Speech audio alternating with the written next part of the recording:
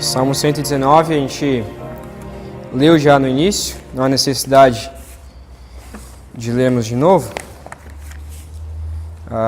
mas a gente vai dar uma olhada do 33 até o 40, ok? Salmo 119, 33 até o 40, conforme a gente for lendo, a gente vai meditando e pensando a respeito desse texto. Você é uma pessoa ensinável? Você gosta de ser ensinada? Responde aí. Gosta? Sim? Ensinada. Quem não gosta de ser ensinada? A gente fala... Sevilha já se acusou ali. Eu, quando era mais novo, principalmente quando era criança e quando eu era adolescente, eu detestava, mas detestava de todo o coração, ser ensinado. Eu gostava de fazer pelas minhas próprias coisas, pelo meu próprio esforço. Então, por exemplo, no tênis, meu pai ele começou, na verdade foi o Laerte, e aí meu pai também me dava aula de tênis, e aí eu comecei a aprender a jogar tênis. Mas o que eu detestava era o meu pai falar assim, olha, para você bater com a direita, você faz assim, assim, assim, para você bater com a esquerda, você faz desse jeito. Aí eu olhava para meu pai e falava, não quero saber, pai. E aí eu pegava, tinha aquele paredão, pegava no paredão e começava a bater. E batia por mim mesmo e queria aprender por mim mesmo. Com o futebol, foi a mesma coisa.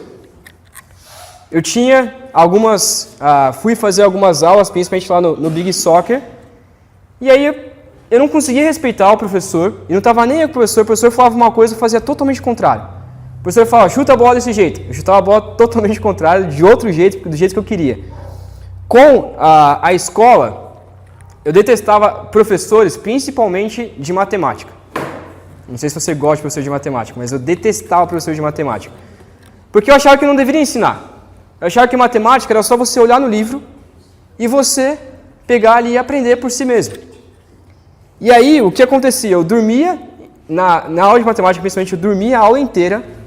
Ótimo exemplo para os seus filhos, né? Eu dormia a aula inteira, acordava no final da aula, fazia o exercício e entregava para a professora. Essa era a minha aula de matemática e eu queria fazer o meu jeito. Com o violão, eu tive 2 aulas de violão e nunca mais fiz aula. E aí meu pai insistia comigo, eu falava assim, faz aula com tal seminarista e tal, não sei o que. Eu falava, não, pai, não quero saber. Eu quero estudar por mim mesmo. E parece, né, que pensando assim, bom, eu até que gostei de jogar tênis, só que o certo no tênis era você jogar com essa empunhadura, né? Então você pegava a raquete reto e batia dessa forma. O meu jeito de pegar o tênis na raquete era assim, por incrível que pareça. Então eu batia na bola assim. E isso fez todo zoado. Isso fez com que eu tivesse uma tendinite muito forte. Com 12, 13 anos eu já tinha tendinite no braço. Com o violão, eu começava a tocar tudo errado. E eu só aprendi o violão depois de um bom tempo. E hoje eu não sei nada de teoria.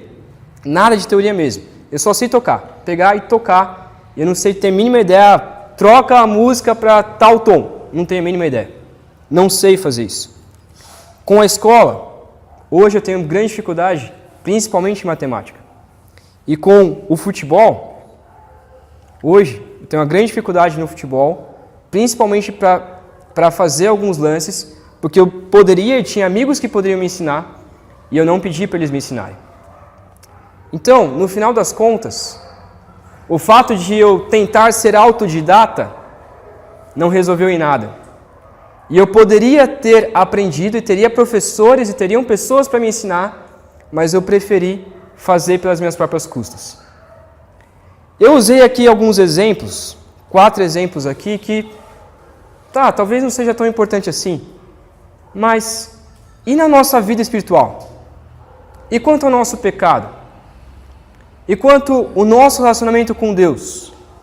E quanto à leitura da palavra de Deus?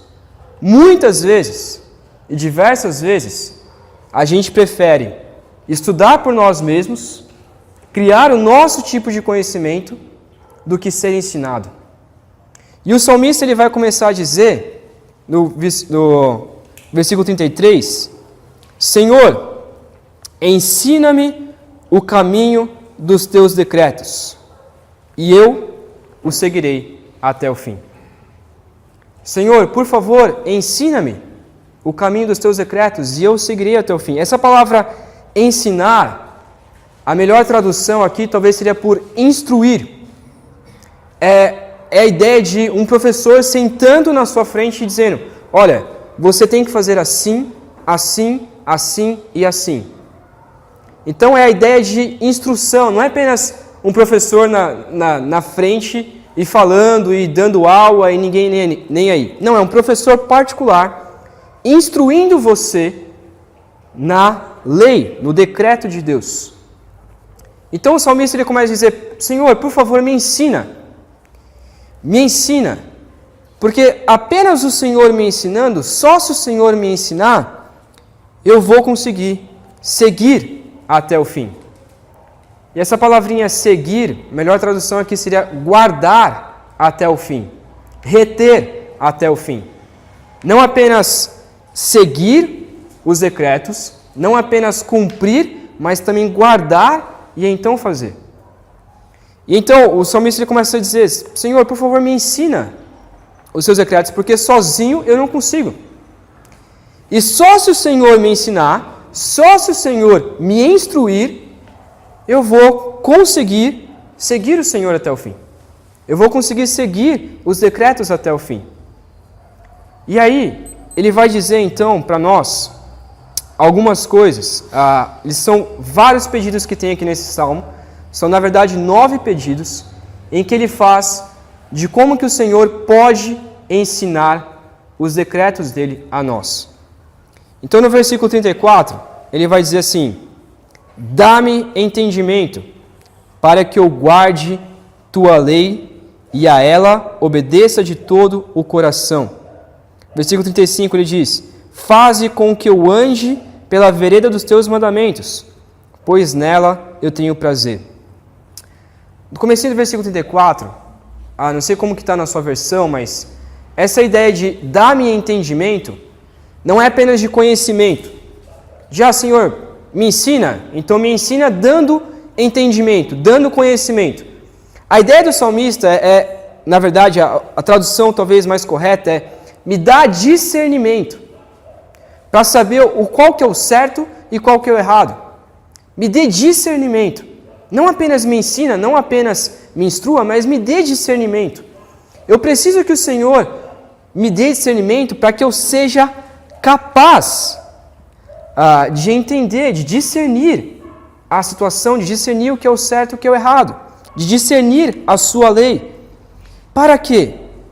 Para que eu guarde a lei e obedeça a sua lei de todo o coração. Então, eu só posso seguir, eu só posso guardar a lei até o fim se o Senhor me ensinar. E eu só posso guardar a lei e obedecer o Senhor, obedecer a lei de todo o coração, se o Senhor me der entendimento, se o Senhor me der discernimento. E aí o 35, ele fala: faze com que eu ande pela vereda, faze com que eu vá pelo caminho dos mandamentos, dos teus mandamentos, porque nela eu tenho prazer. Então a mesma coisa, eu só vou ter prazer na lei de Deus se eu pedir para Deus fazer com que eu ande pela vereda. E a ideia aqui não é apenas fazer com que eu ande, mas é a ideia de liderar. Imagina um soldado. Imagina que existe um líder, todo pelotão, existe aquele líder, e aí vai contando, né? 1, 2, 3, 4, nem sei como, marcha soldado, como a gente cantava quando era criança. 1, 2, 3, 4, marcha soldado, mas a ideia é de um pelotão. E a ideia não é apenas ser guiado pelo líder, mas você não pode fugir. E você tem o seu líder na sua frente dizendo: 1, 2, 3, 4, marcha soldado, ou seja lá como for. E ele vai guiando e você vai marchando e você tem que marchar exatamente no ritmo dele. E você tem que ir por aquela vereda, por aquele caminho.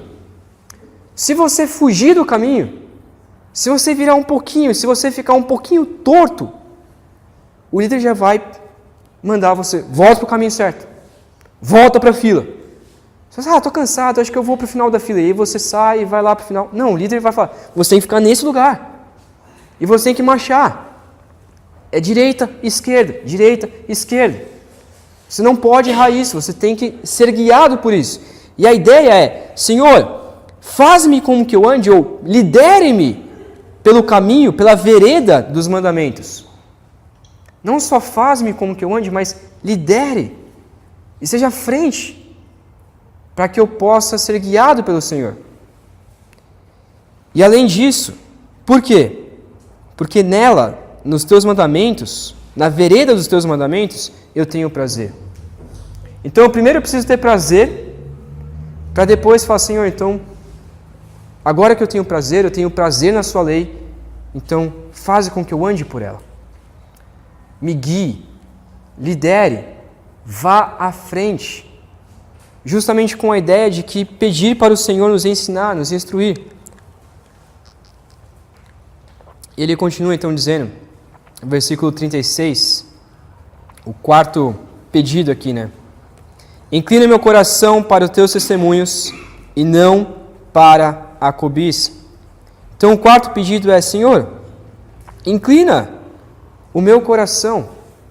E a ideia de justamente inclinar o coração para o lugar certo.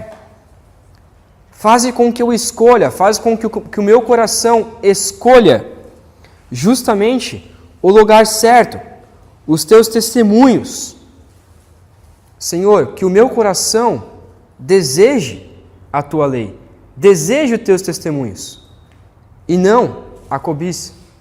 Como a gente vê na Bíblia diversas vezes que o coração do homem é enganoso.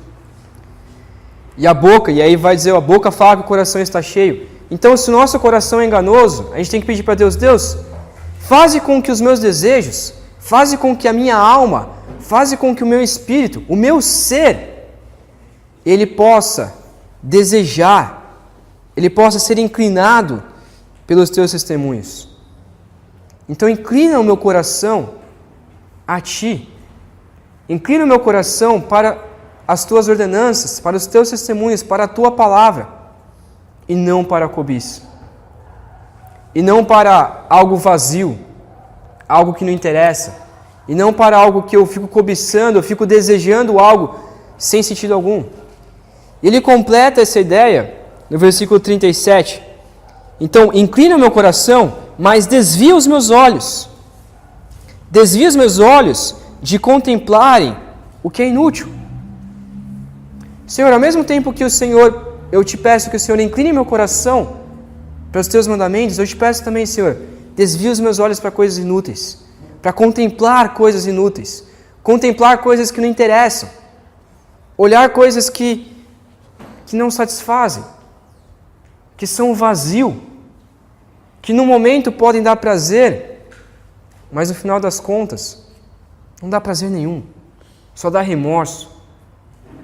Me ajude, ó Deus, a não olhar, a não cobiçar, não estou falando apenas aqui sexualmente, o texto não diz apenas coisas sexuais, mas ele traz em todas as formas.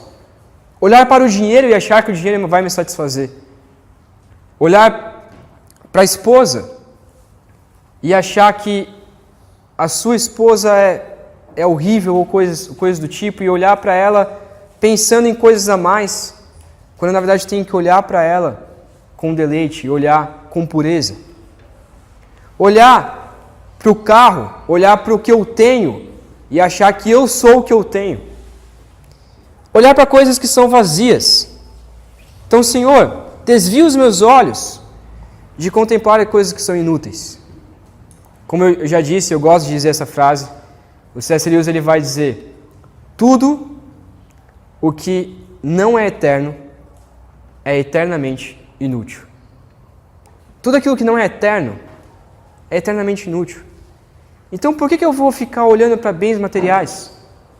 Os bens materiais que devem me servir, e não eu servir os bens materiais.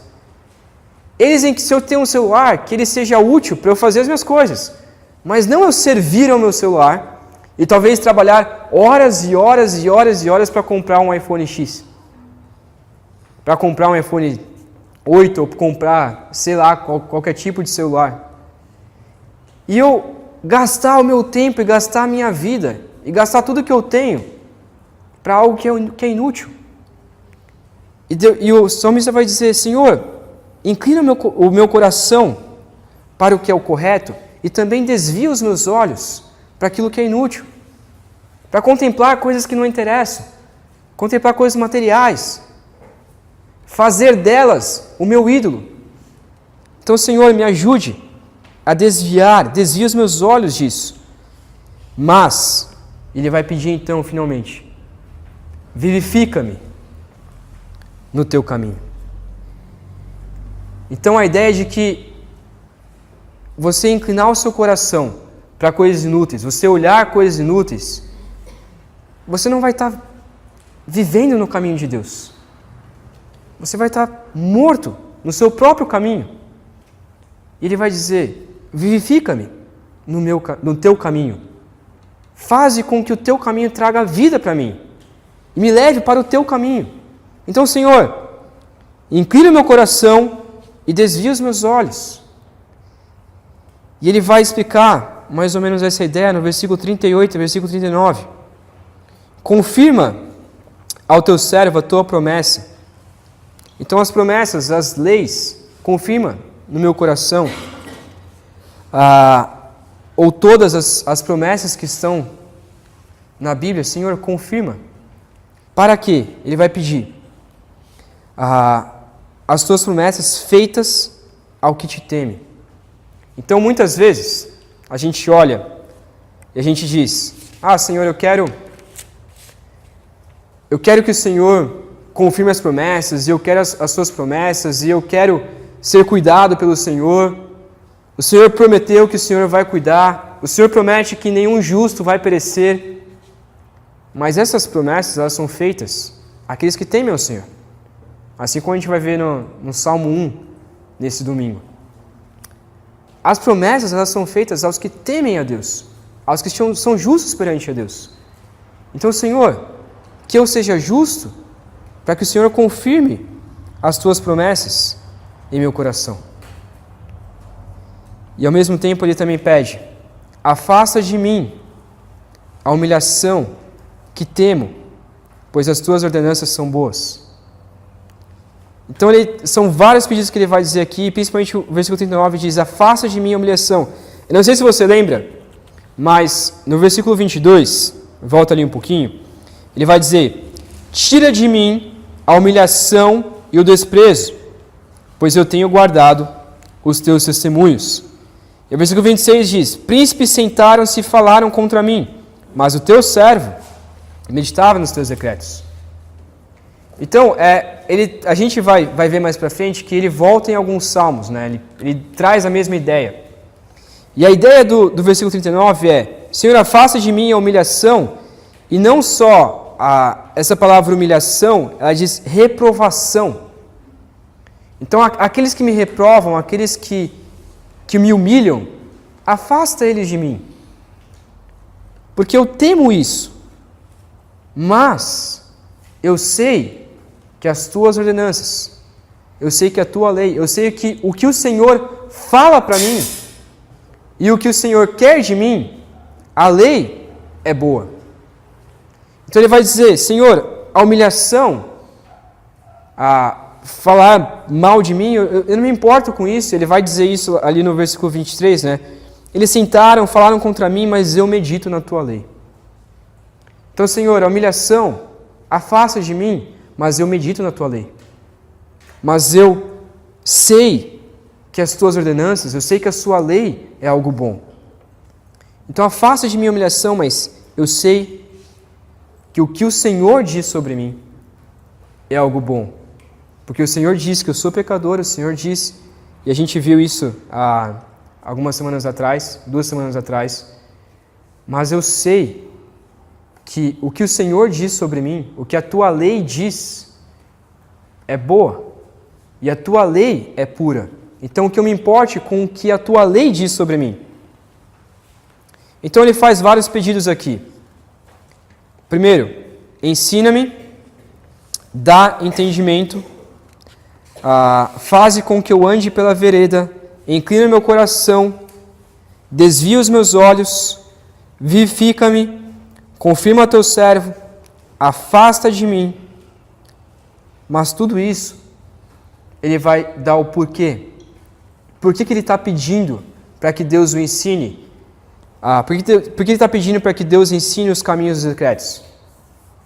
Ele vai dizer, ele vai confirmar isso no versículo 40, em que ele diz: Senhor, eu anseio, e algumas versões dizem assim, portanto, então, eu anseio por teus preceitos. Então, diante de tudo isso que eu disse, diante de todos esses pedidos, eu só posso fazer esses pedidos porque eu anseio. E essa palavra anseio, a ideia é sentir saudade. Então eu sinto saudade dos seus preceitos. Eu sinto saudade dos teus decretos. Eu sinto saudade da tua lei. E porque eu sinto saudade, porque eu anseio, porque eu quero, eu desejo ela, eu então posso pedir isso que eu estou pedindo ao Senhor. Então, Senhor, eu te peço, vivifica-me por tua justiça. Então a ideia que o salmista vai dizer é: Senhor, ensina-me os teus decretos. Ensina-me o caminho dos teus decretos. E eu prometo que se o Senhor me ensinar, eu vou seguir até o fim. Mas então ele começa a pedir: como que o Senhor pode me ensinar? Senhor, me dá entendimento. Faze com que eu ande pela vereda. Inclina, desvia, vivifica. Confirma teu servo a tua promessa. Afasta de mim a humilhação. Por quê? Porque eu anseio. Então, Senhor, me ensina os teus decretos, porque eu anseio os teus decretos. Me ensina os teus decretos, o caminho dos teus decretos, porque eu anseio e eu desejo ela. Então não adianta nada eu pedir a Deus: Senhor, me ensina a tua palavra. Me ensina o que o Senhor quer que eu faça. Mas eu não me interesso por ela. Eu não amo a palavra de Deus. Eu não amo os decretos de Deus. Eu não amo a lei de Deus. Eu peço para o Senhor, me ensine, mas eu não estou nem aí. Eu não amo ela. Então, Senhor, me ensina, mas também me ajude a ansiar por ela. Me ajude a desejar a sua lei. E desejando, eu sei que o Senhor pode me ensinar. Ele vai dizer então: vivifica-me por tua justiça. E essa palavrinha justiça, ela não quer dizer uma justiça entre julgamento. Essa palavra justiça, ela é diferente no versículo 39, diz, né, que as tuas ordenanças são boas. E essa palavra ordenanças, que também pode ser traduzida por justiça, é a ideia de justamente bater o martelo. Então eu sei que o teu martelo, eu sei que quando o Senhor bate o martelo, quando o Senhor é juiz, eu sei que isso é bom. E eu sei que as tuas ordenanças, a tua lei, a tua justiça é boa. Mas essa nova palavrinha, que diz vivifica-me por tua justiça, essa palavra em inglês é traduzida, não sei como falar isso, righteousness, não sei como que é isso. Isso aí, essa palavrinha. Eu achei difícil de entender. Tentei pegar, mas eu não consegui. Corretamente. É a ideia, e essa palavrinha ela é traduzida exatamente por isso. Senhor, é o certo, é o correto. Então, vivifica-me pelo certo. Vivifica-me por aquilo que é correto. Por aquilo que é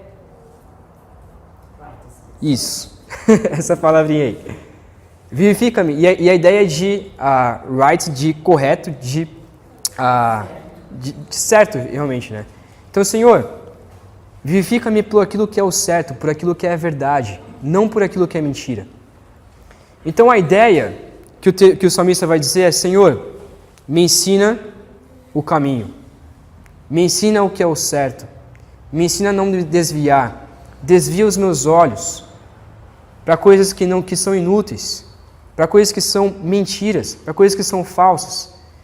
E me ajude, ó Pai, me afasta da humilhação, confirma e principalmente inclina o meu coração.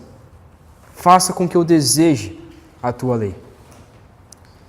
Diante disso, como eu disse no começo, eu sou uma pessoa que não gosta de ser ensinada. E eu, principalmente quando eu era criança, eu detestava ser ensinado. Mas eu não posso fazer isso de acordo com a palavra de Deus. Eu não gosto de ser ensinado pela palavra de Deus, então eu não estou nem aí. Eu vou viver minha vida, eu vou fazer o que eu acho certo, eu vou fazer aquilo que eu penso que é o correto, e eu não estou nem aí com a palavra de Deus. Mas o salmista vai dizer que a gente deve desejar aquilo que é o correto, a justiça de Deus, o ensinamento de Deus. E o ensinamento de Deus são os decretos, são as leis, e é tudo aquilo que é justo, aquilo que é bom, aquilo que é agradável. Então, Senhor, me ajude a buscar o que é o certo, me ajude a ansiar pelos preceitos e a ser vivificado por aquilo que é o certo, por aquilo que a Tua palavra diz que é o certo. E é engraçado porque nós, mesmo como cristãos, nós vivemos em um mundo que diz várias mentiras e a gente é guiado por aquelas mentiras.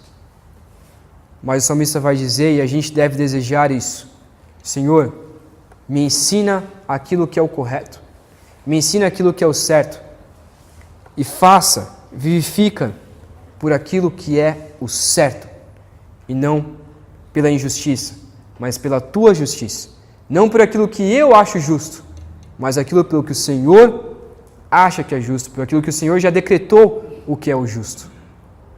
Então, hoje a gente está orando por ensinamento, pedindo por ensinamento, pedindo para que Deus nos ensine. Não que outras pessoas nos ensinem, não que qualquer algo que está fora da palavra de Deus nos ensine, mas a gente deve pedir para que a palavra de Deus nos ensine. E Deus vai nos ensinar a viver o certo pela palavra dEle, pelo aquilo que Ele diz o que é o certo. Então, a gente deve orar por isso. Senhor, me ensina, nos ensina a saber o que é o certo e nos ensina a ser guiados pelo que é o certo, pela vereda da justiça. Amém?